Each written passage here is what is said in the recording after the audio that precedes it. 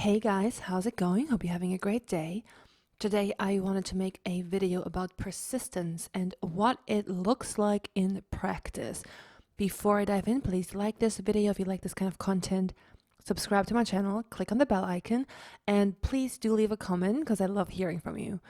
Okay, so persistence is a Neville Goddard term. If you've read his work, which I hope you have, you've probably come across the term persistent assumption hardens into fact. And this is true. So, what does this look like in practice? How can we use this to our advantage when manifesting our desires? What we don't want to do is we don't want to persist in not having the desire, chasing the desire, feeling like it's not here, feeling like we're unworthy, all that stuff, right? We don't want to persist in the self-concept that doesn't get us what we want.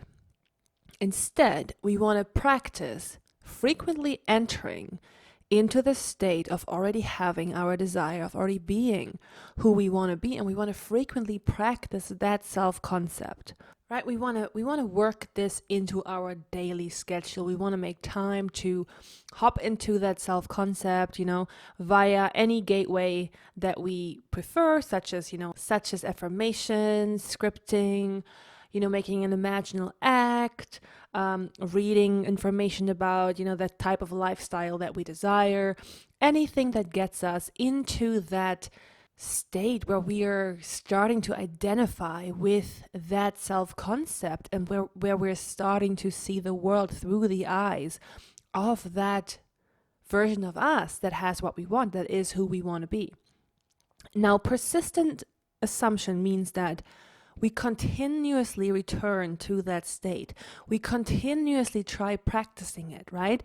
It doesn't matter if we don't get it perfect. Neville himself says that trying on a new assumption for yourself, trying on a new self-concept is like riding an untamed young horse. Right? So when you try and ride this horse, it will probably throw you off after a couple of seconds, meaning you will probably not be able to completely feel the resonance of this state for longer than a couple of seconds at a time. The more you practice it, the more realistic, the more natural it feels. And again, it's not about, making an imaginal act and getting all of the wallpaper pattern and the exact angle the sunlight comes into the window, right? That stuff doesn't matter. What matters is the mood. What matters is, who am I being in that scene? Who am I?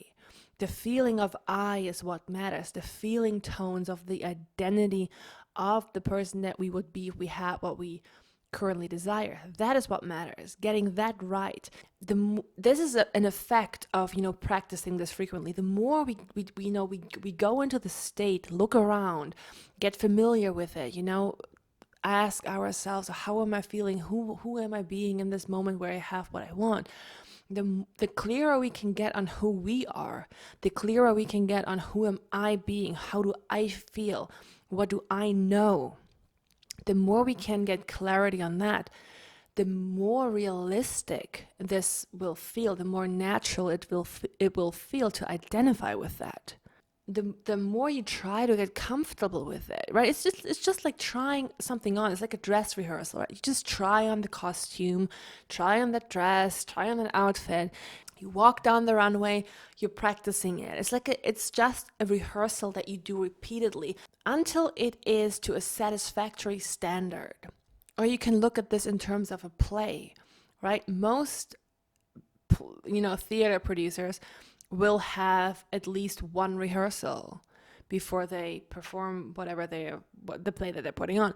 But there will be a rehearsal. So you want to think of Neville's practice as rehearsing the state, over and over again until you get it just right. So there's a bit of confusion where, people think, oh, they have to get it right the first time. And then they just repeat that scene, loop that scene. And I'm going to tell you, if you don't get the feeling of I right, if it doesn't feel natural, if this feels unrealistic, you're not going to encounter that desire. You might get like a half-baked outcome. You're going to get like some version of that imaginal act, but you are not going to play the part that you think you're going to play, because you haven't actually changed the feeling of I. So persistent assumption means you're persistently moving yourself into the self-concept that has what you desire, and then really figuring out, listening to, who am I being? What do I feel like in this situation? What do I know? Right?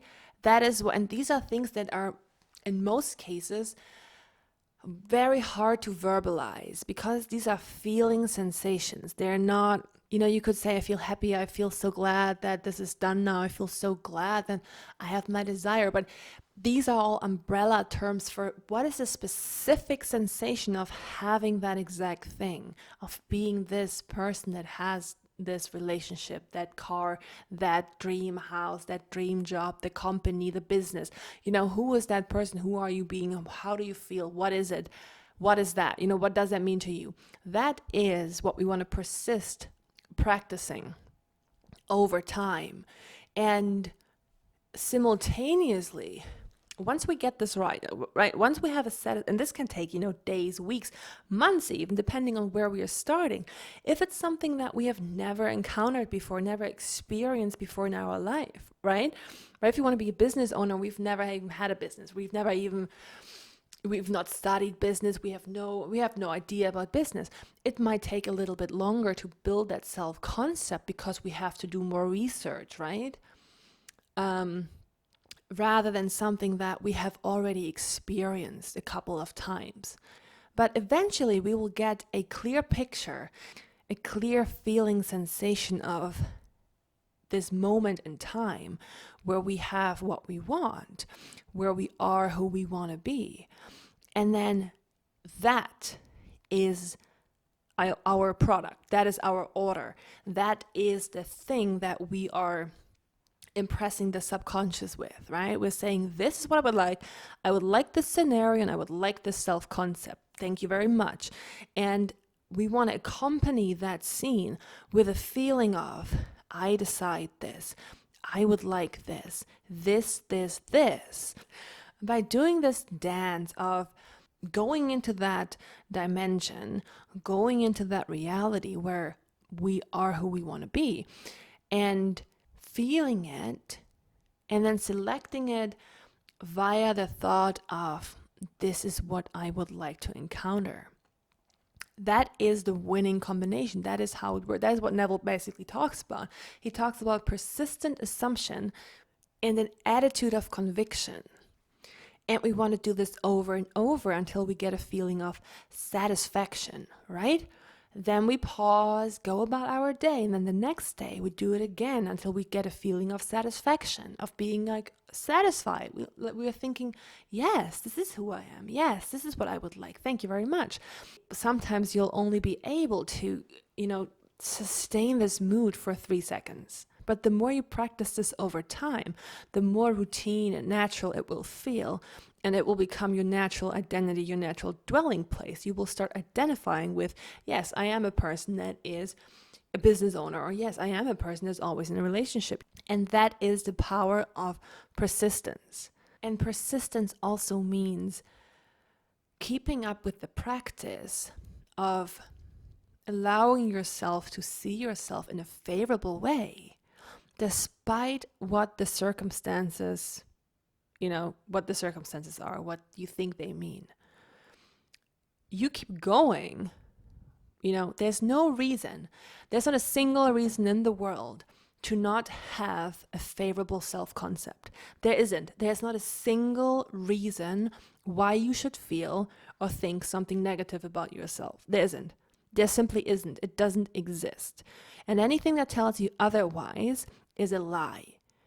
Okay, and this is what Neville says. Have a lovely self-concept, a noble self-concept, and don't allow circumstances to deter you from that. Persist in wearing the self-concept that you prefer, right? If you want to be loved, think of yourself as so lovable, so amazing. everything about you is lovable. If you want to become a successful business owner, think, oh my God, I'm the most successful business owner on the planet. Everything I touch turns to gold. I always get the best deals. I always get the best business opportunities. My clients love me. They can't get enough of my products.